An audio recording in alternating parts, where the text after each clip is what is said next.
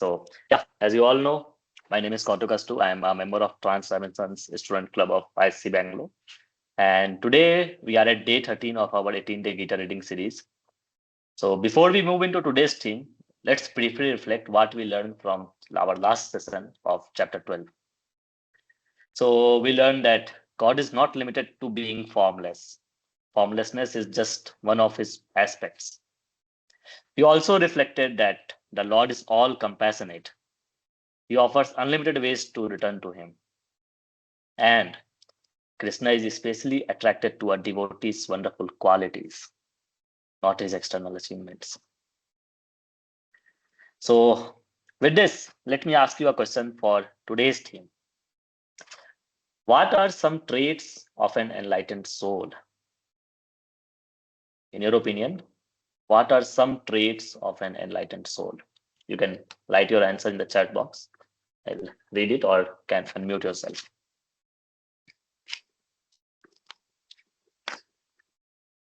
Okay, very nice. Kaushik says they see God's hand behind everything. Anyone else would like to share a point? What are some traits of an enlightened soul?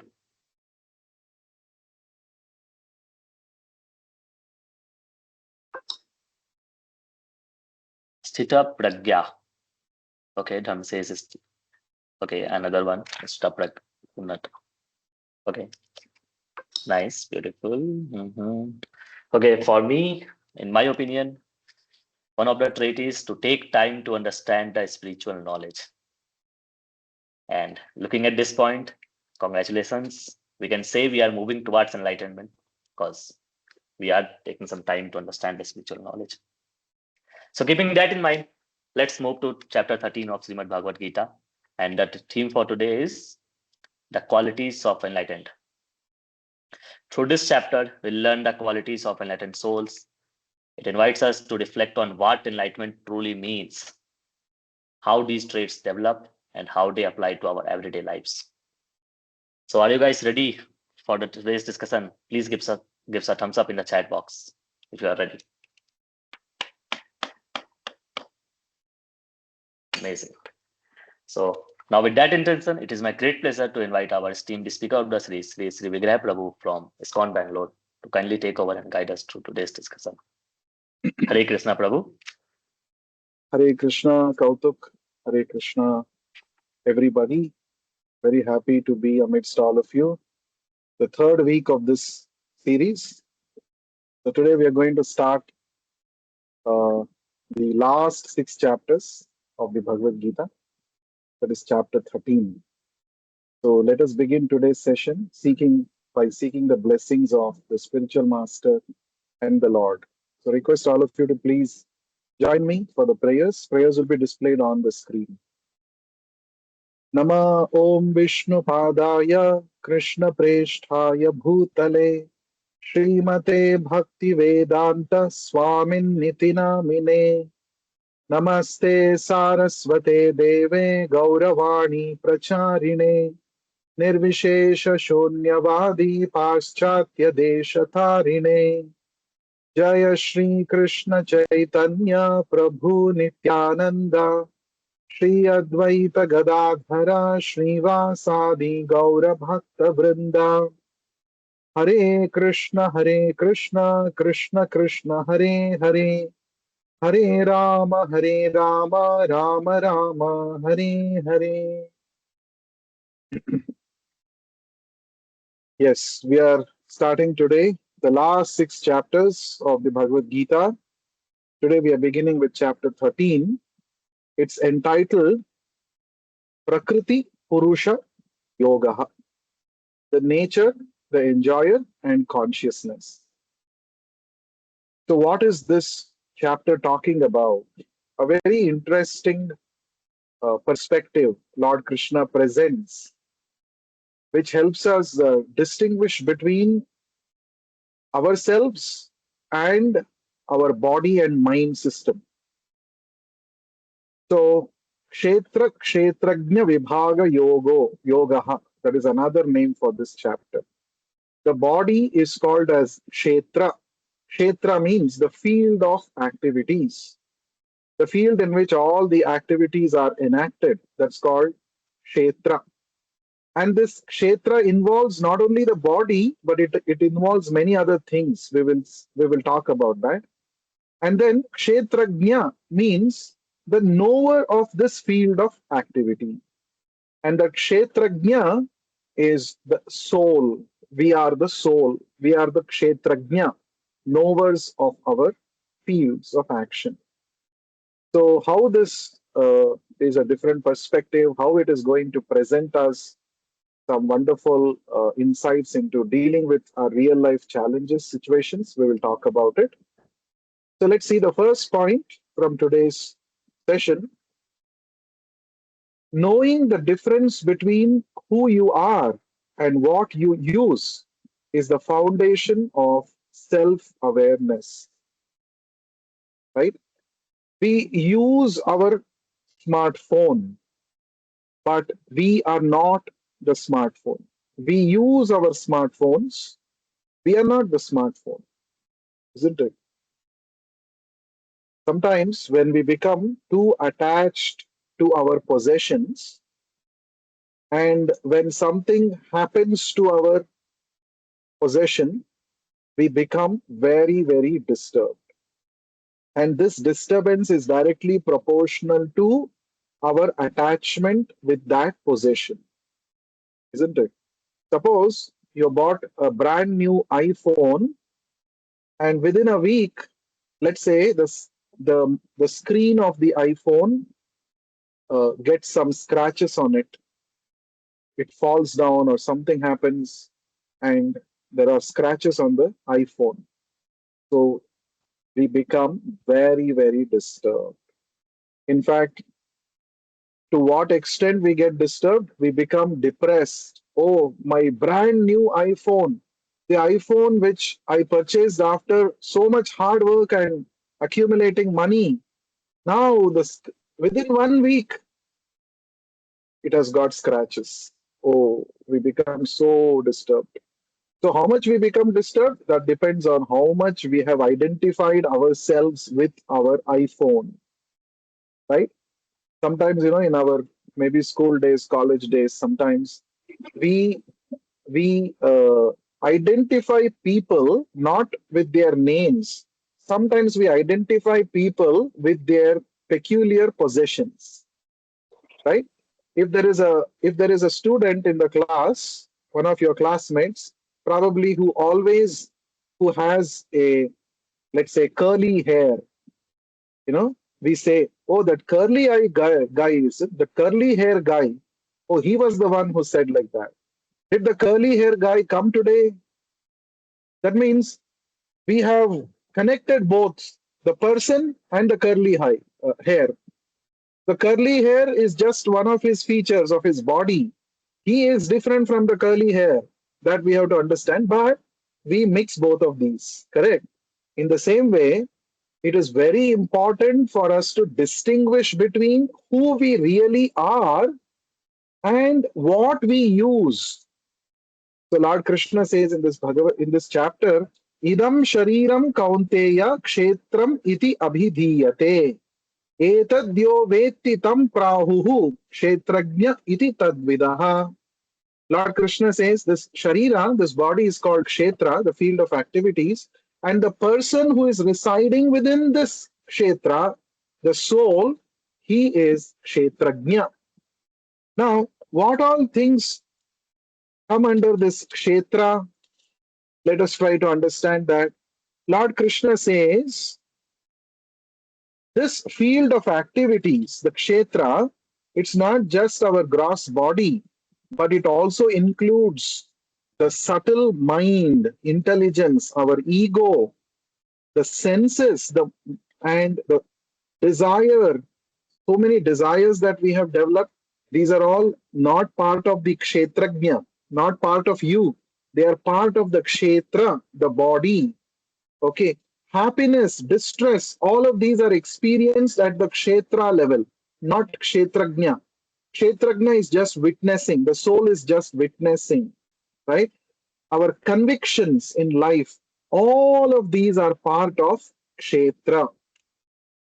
But Lord Krishna says, since we misidentify ourselves with the kshetra, we become so disturbed when the parameters in the kshetra change. Just like we become so disturbed when our latest or when our iPhone gets some scratches on it, we become so disturbed because we identify ourselves with the iPhone, right?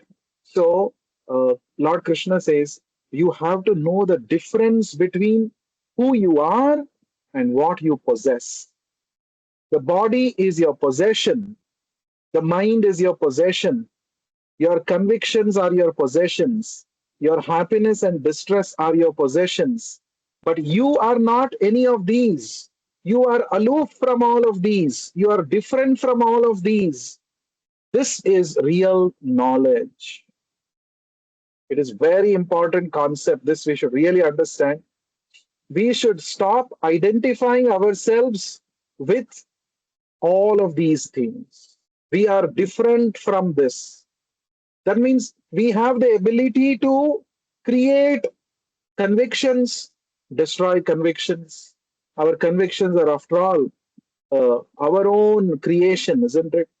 So we should not become carried away by these convictions or others' convictions.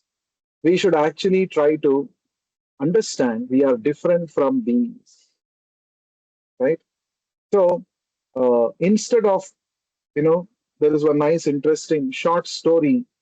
There was a rich father, and he had purchased a brand new car, and his young son, a very small boy, he started scratching, writing something on the windshield, the glass in the window of the car, the windshield, the door. So this father got wild. This is the brand new car, and you know how much it costs, how many millions of rupees I've spent for this, and you have just spoiled it. He started beating his child badly, and the child was crying. And after some time, the father went and saw the windshield. Actually, the child had written, he had scratched, "My father is the best." That's what he had written. He had written like that, "My father is the best. I love my father." But this father, he did not value the emotions, the love that his child has for him. Instead, he gave more value for the possession, the brand new car, which he has purchased by his hard work. So that means he has identified himself with that car. People say it is a prestige symbol. If I have a brand new car, specific some cars, it is my status symbol. Array, all of these are actually temporary. Your body itself is going to be buried or burnt one day. What will you do with this status symbol, this all of these things?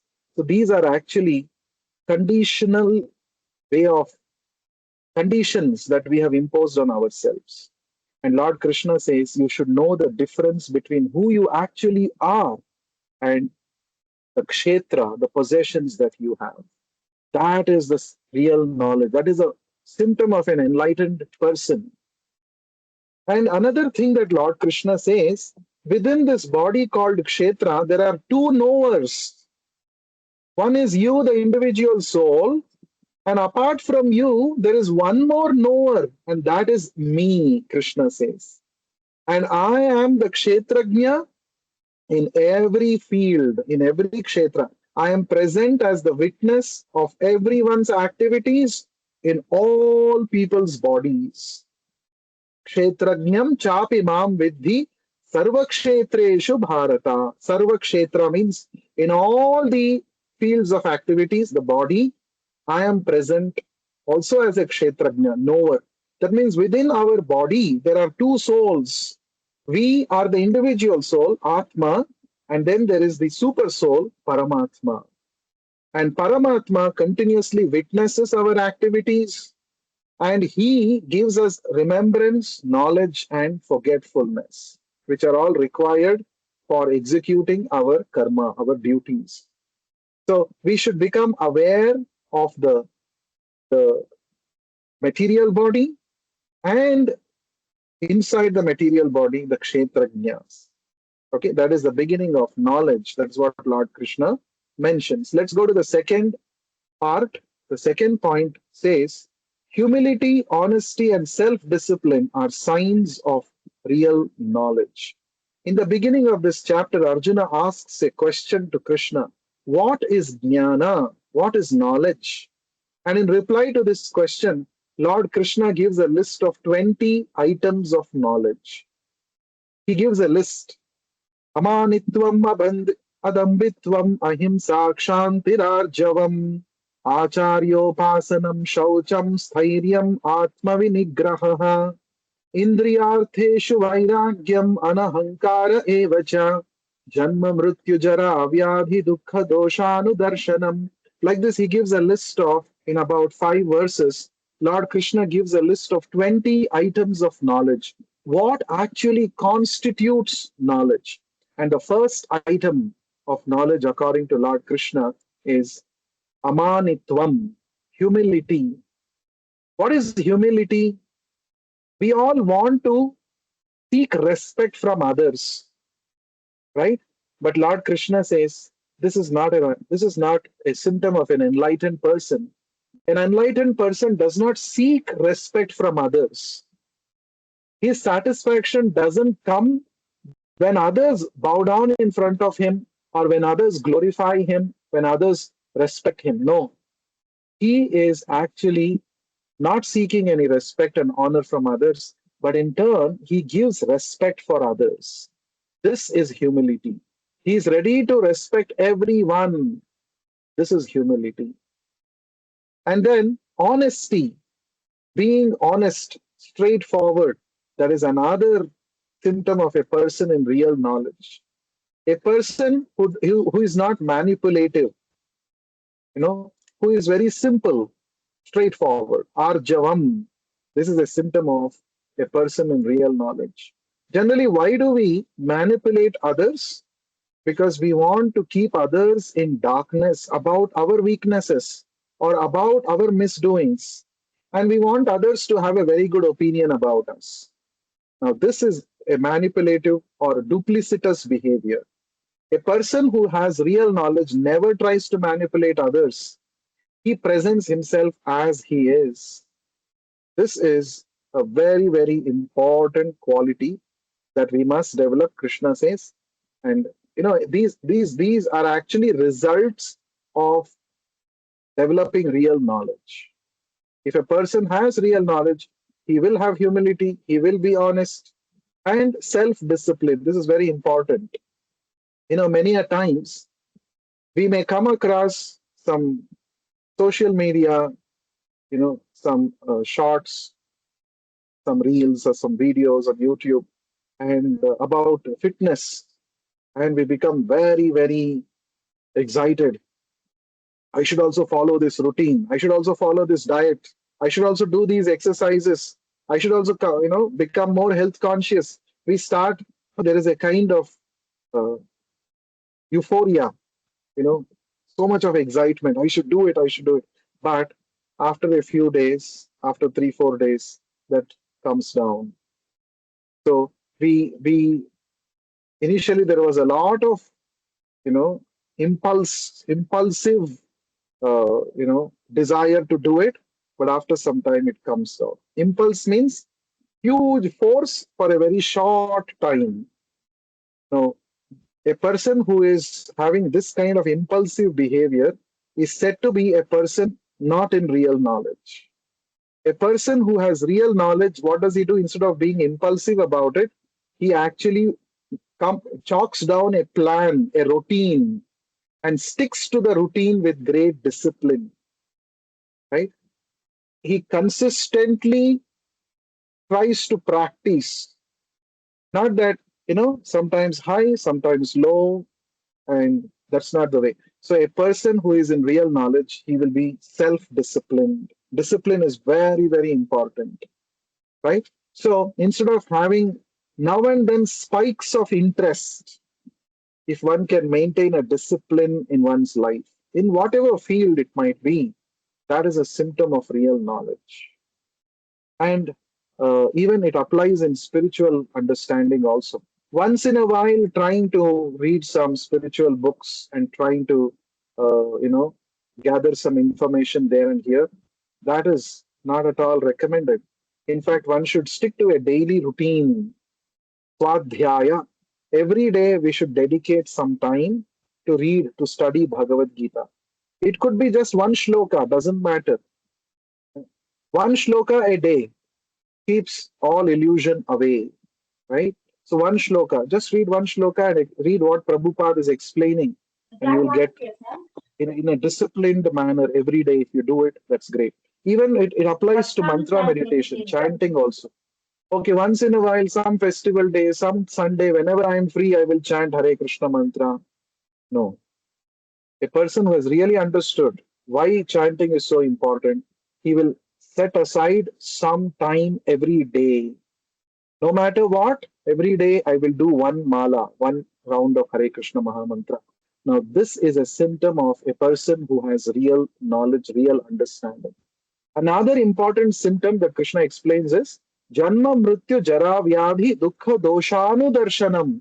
A person who is in real knowledge is always conscious of the four defects or the four miseries of this material existence. What are the four miseries of this material existence? Janma, Mrityu, Jara, Vyadhi, birth, death, old age, and disease. These are actually the real problems of material life. We cannot solve it ourselves. All other problems, we can find some other quick fix solutions or some long term solutions. But as far as this birth, death, old age, disease are concerned, these are the root of all other miseries. And Krishna says, one who is conscious to solve these ultimate miseries of life, such a person can be called as a person in real knowledge. And later on, Krishna also explains in the previously also in the 8th chapter, 7th chapter, Krishna explains that one who surrenders to me, Mam upetya punarjanma dukkhalayam ashashvatam napnuvanti mahatmanaha samsiddhim paraman gataha. Lord Krishna says, if you approach me, Mam upetya, if you approach me, you can become forever free from the influence of these four miseries. So, to attain that highest perfection is the goal of human life, to become free from these four miseries of birth, death, old age, and disease.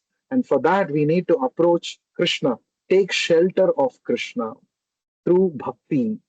And in this Kali Yuga, Krishna has made himself available in the form of the Hare Krishna Mahamantra. Anybody who sincerely chants Hare Krishna mantra, he has taken shelter of Krishna. That is the understanding. Now, the last part of today's session. Here, Lord Krishna, let us go to the last part where Krishna says, see the super soul in everyone. This is very, very important. This point had come once in the 5th chapter. We had seen that Panditaha Samadarshinaha, a person who is real Pandita, a person who has got real knowledge, he is Samadarshinaha. He sees everyone equally. Why does he see everyone equally? That point is highlighted here and explained again here by Lord Krishna. In the 28th shloka of this chapter, Lord Krishna says, Samam sarveshu bhuteshu tishtantam parameshwaram. Parameshwaram, the supreme controller, the supreme lord. Tishtantam, he is sitting. Where is he sitting?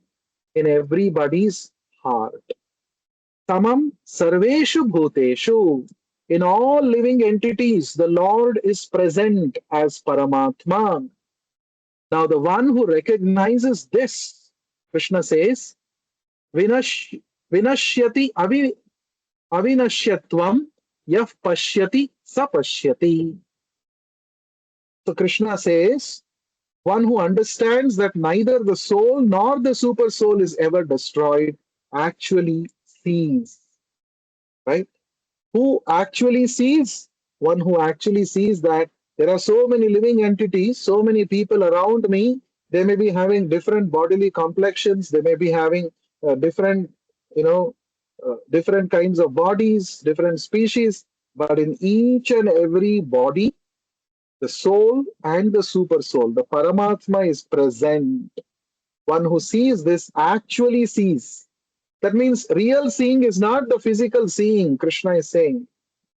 Real seeing is seeing through the eye of knowledge.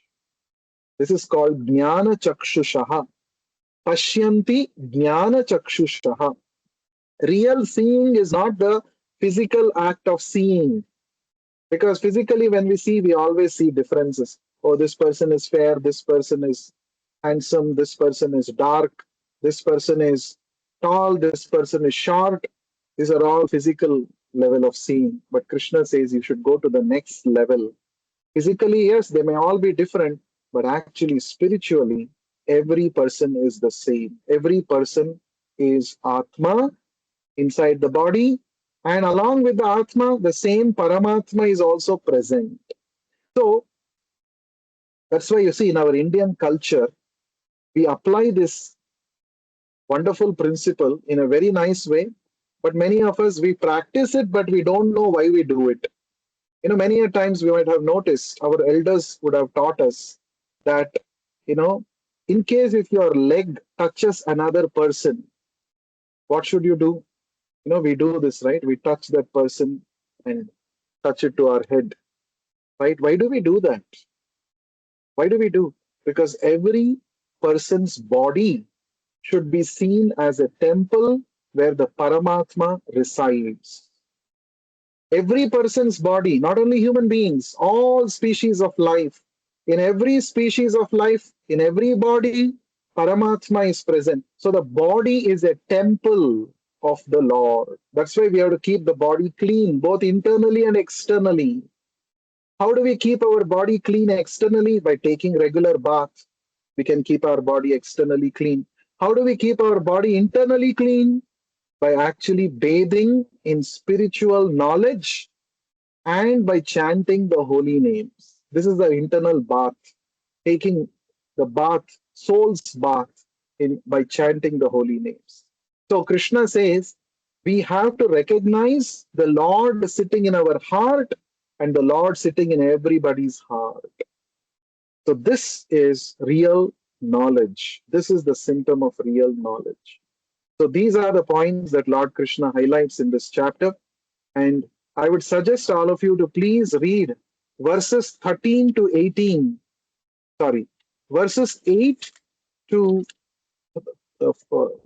8, 9, 10, 11, 12. 8 to 12 in this chapter, where Lord Krishna gives a list of 20 items of knowledge. What constitutes knowledge? You will understand that when you read those verses. That is a assignment for all of you. Chapter 13, shlokas 8, 9, 10, 11, 12. Please study. You'll get a list of items which are included under the category or the bracket of knowledge. So now, we have heard the theory now. Let us apply it practically by taking the spiritual bath, and that is by chanting the Hare Krishna Maha Mantra. I request all of you to please join me for a minute for the mantra meditation. We will chant the invocation prayer first, Panchatattva mantra. Jaya Shri Krishna Chaitanya Prabhu Nityananda Shri Advaita Gadadhara Srivasadi Gaura Bhakta Vrinda. Now we shall chant the Hare Krishna Mahamantra together for 1 minute, about 11 times. Hare Krishna, Krishna Krishna, Hare Hare, Hare Ram, Ram Ram, Hare Hare. Hare Krishna, Krishna Krishna, Hare Hare, Hare Ram, Ram Ram, Hare Hare. Hare Krishna, Krishna Krishna, Hare Hare, Hare Ram, Ram Ram, Hare Hare. Hare Krishna, Krishna Krishna, Hare Hare, Hare Ram, Ram Ram, Hare Hare. Hare Krishna, Krishna Krishna, Hare Hare, Hare Ram, Ram Ram, Hare Hare. Hare Krishna, Krishna Krishna, Hare Hare, Hare Ram, Ram Ram, Hare Hare. Hare Krishna, Krishna Krishna, Hare Hare, Hare Ram, Ram Ram, Hare Hare. Hare Krishna, Krishna Krishna, Hare Hare, Hare Ram, Ram Ram, Hare Hare. Hare Krishna, Krishna Krishna, Hare Hare, Hare Ram, Ram Ram, Hare Hare. Hare Krishna, Hare Krishna, Krishna Krishna, Hare Hare, Hare Ram, Ram Ram, Hare Hare, Hare Krishna, Krishna Krishna, Hare Hare, Hare Ram, Ram Ram, Hare Hare. So I request all of you to please chant the Hare Krishna Maha Mantra every day, at least 108 times. It takes only about 8 minutes, and that's the best investment of time that you can do for yourself. Please chant the Hare Krishna Maha Mantra and always stay connected with the Lord. Tomorrow we shall be meeting again at 8:45 p.m. and we shall be discussing a very important chapter of the Bhagavad Gita, chapter 14, where Lord Krishna talks about the three strings that pull us. We are like the stringed puppets, and there are three strings that are constantly uh, pulling us and inspiring us, many a times forcing us to act in certain ways. What are those three strings? And is there a way to get out of their control? How to do it? So we will talk about it in tomorrow's session. Please don't miss tomorrow at 8:45, the Gita Wisdom Summary Series, chapter 14.